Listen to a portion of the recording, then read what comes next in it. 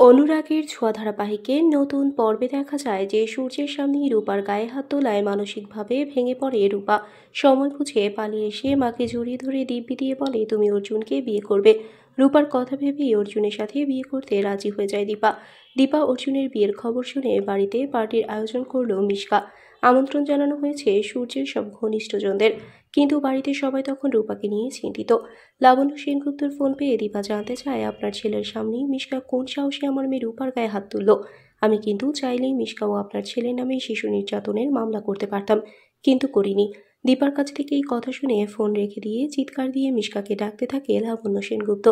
ডাক শুনেও না শোনার ভান করে বসে থাকে মিশকা। কিন্তু সূর্য ছুটে আসে। সূর্যের কাছে কোনো কিছু না শুনেই সূর্যকে থাপ্পড় মারতে থাকে লাবণ্য সেনগুপ্ত। আর বলতে থাকে তোর সামনেই রূপা দিদি ভাইয়ের গায়ে হাত তোলার সাহস পায় কি করে মিশকা? আমি তোর কাছে এটা আশা করিনি। এবার কিন্তু মিশকাও সেখানে চলে এসেছে। তাহলে কি করবে এবার সূর্য? আর অর্জুনের সাথে কি দীপার বিয়েটা হয়ে যাবে? বন্ধুরা, তোমাদের কি মনে হয়? এক্ষুনি একটি লাইক দিয়ে এবং কমেন্ট করে জানিয়ে দাও তোমাদের